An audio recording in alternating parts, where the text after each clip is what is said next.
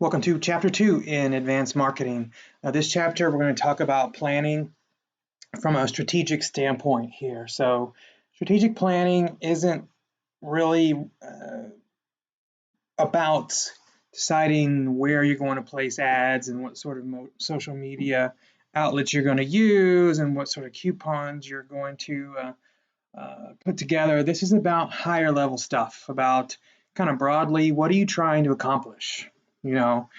Increase 50% market share over the next 5 years. That's a goal, but it doesn't really tell you how to get there. So that's strategy. That's what we're talking about here.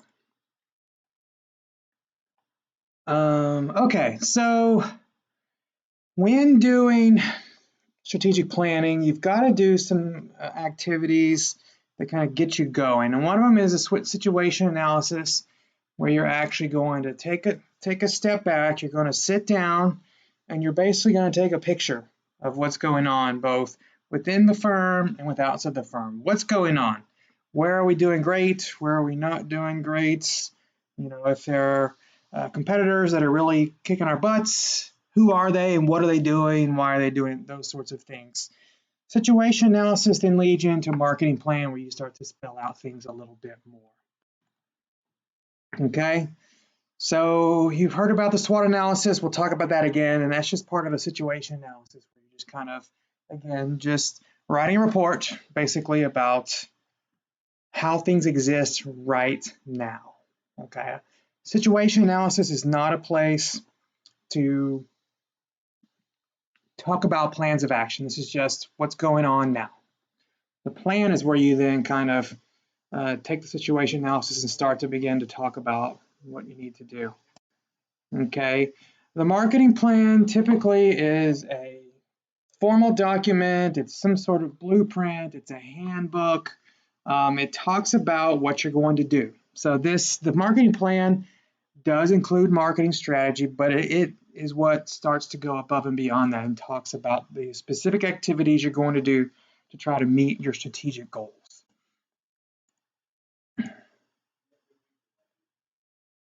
Okay, so the marketing plan, again, serves kind of like a handbook. Tells you who does what and when they do it, what's going on, when it's going to happen, what things are going to cost, and so on and so on. Okay, and it's part of this whole strategic planning process, which is the bulk of this chapter. Okay, so this is kind of what it looks like. Okay, so you end up with the high level, corporate level of the company that they're going to do a situation analysis, figure out their own mission, goals, and objectives. What's the difference between a goal and an objective? A goal is a broad aim, and an objective is a specific aim. Okay, so an objective, you'll give more details than you would for a goal. Okay, and then what you do is you do a business unit situation analysis. So each unit's marketing, production, finance, HR, so on and so on, will do the exact same process that was done at the corporate level, but you will do it only for your particular business unit. It's important to know that the mission, the goals, and the objectives that you come up with have to be somewhat or actually very closely related to the corporate mission, goals, and objectives. Everything you do should help achieve the corporate level ideas. Okay, so each business unit, they put together the situation analysis. Once they've put together their goals and objectives, then what they do is they develop a strategy. These are the things we're going to do, and implementation is how we're actually going to physically put those into place. So marketing strategy would be, for example, deploy a massive social media blitz informing the market of this new particular product line. Implementation here is where you would talk about, we're going to do this on Twitter, this on Instagram, this on Facebook, this on Snapchat, this on TikTok, or whatever, so on and so on. And then what you would do is come up with methods for evaluating and controlling what goes on. So basically, this is where you're going to measure if you're being successful or not, and what we're going to do to kind of improve things. So each particular business unit does this as a whole, and then from there, you get to work. Okay, mission versus vision. I know you've talked about this in other classes, but a mission statement basically is who we are, what we do, what we stand for, what we value, things like that. Okay, they need to be very short.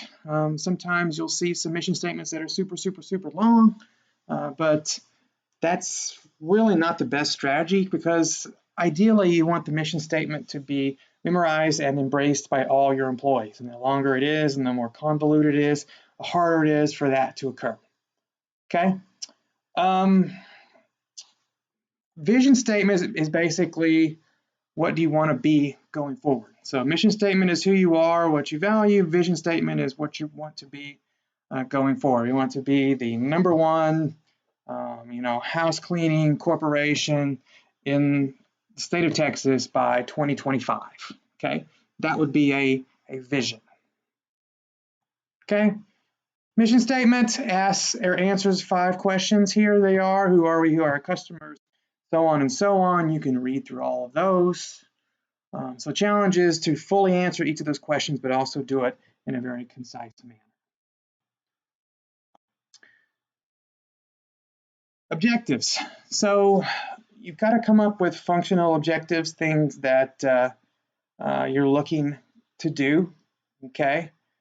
They need to be expressed in clear, simple terms. They need to be able to be measured, and they need to be reevaluated every period. Maybe it's a year, maybe it's every 2 years.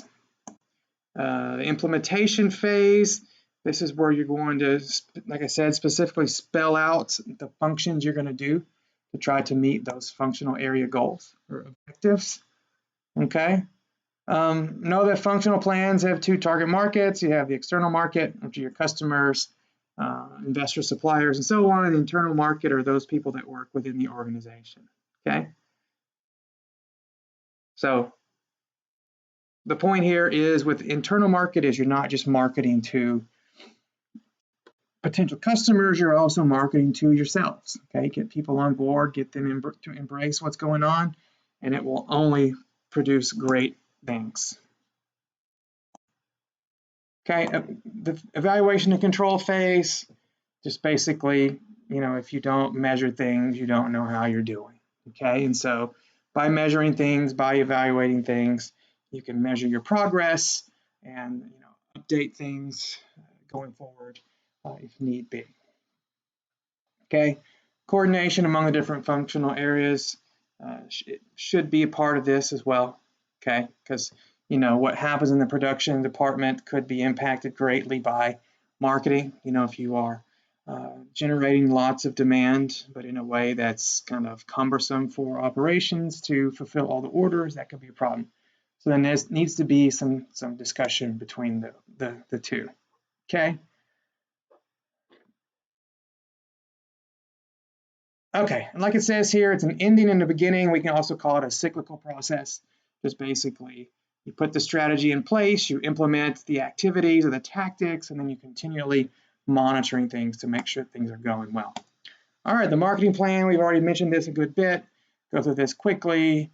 No, it's not the same as a business plan. It's a part of an overall business plan, but it should also serve as a standalone document for the marketing department. Okay. All right. Should be comprehensive, flexible, consistent, logical, like it says there, but it also should be pretty easy to read. Keep it simple, stupid should be in play here. Marketing plan starts with an executive summary that just summarizes what's going on in this particular plan. Situation analysis, we've already talked about. Internal environment, external environment, customer environments in there as well. The SWOT analysis, again, I know you've talked about this in numerous classes. It plays out again here in this particular course. Strengths, weaknesses, opportunities, and threats. Then you do an analysis of that SWOT, determine what you're best at, determine what you want to be best at, and things like that. Okay. Important note here is, if you've taken another class from me, you know that I really hammer you guys on the opportunities. So SWOT analysis is part of a situational analysis. It is a snapshot of what exists at a set point in time.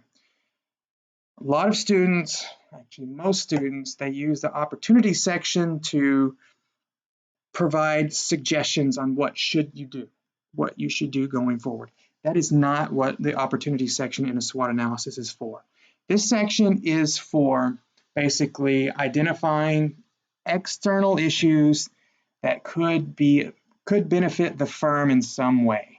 Okay, so if you manufacture wheelchairs, one opportunity is the notion that the United States population is aging. Okay, if you are a retailer like, say, Walmart, an opportunity is the fact that Sears is going out of business. Okay, so Sears leaving the market means that the entire retail industry is losing a key competitor, and that's a good thing for retailers in general, not just for Walmart, but for retailers in general. So there need to be external trends, issues in the marketplace, unrelated or not unique to your firm, that you could possibly capitalize upon. Okay. All right. So that's what the SWOT analysis is about. Marketing goals and objectives. You need to talk about, again, what it is you want to do, what you're trying to do, those things. Okay. So, we'll talk more about the tactical goals and objectives here than you will the strategic ones. Okay. Then you talk about your target market, who are your customers, what is your branding strategy, and then talk about kind of your 4P strategy as well. Okay, implementation, what are the things you're going to do to achieve or to carry out these strategies. Okay.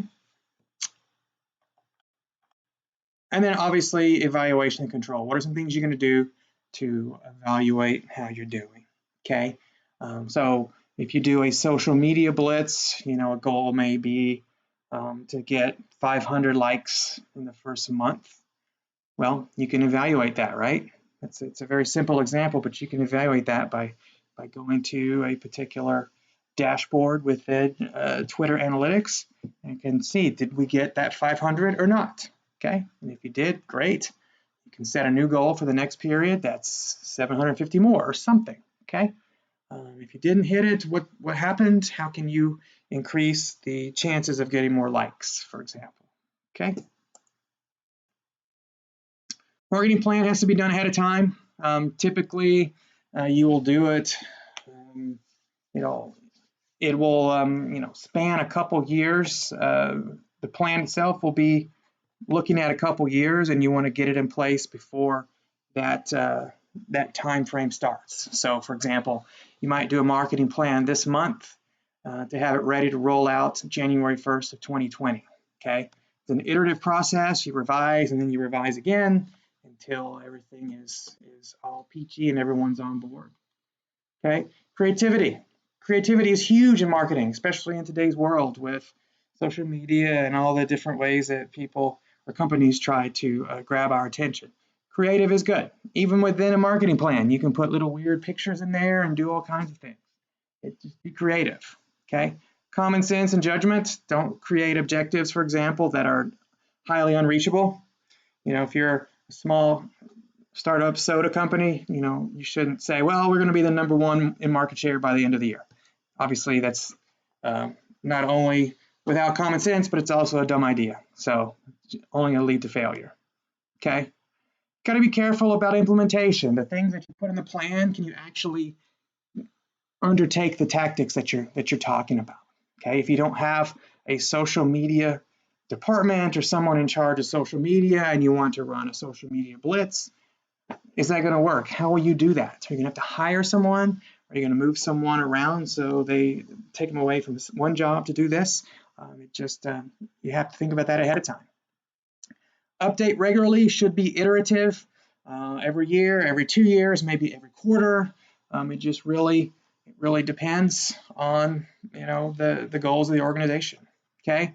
Communicate to others. Let everyone in the organization have a marketing plan. This is what we want to do. They want to know. It's also good to get insight from all those others as well. Okay.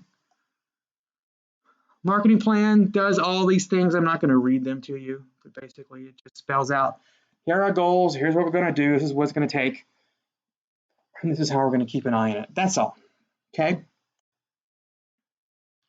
And then obviously you need to get buy-in from top executives.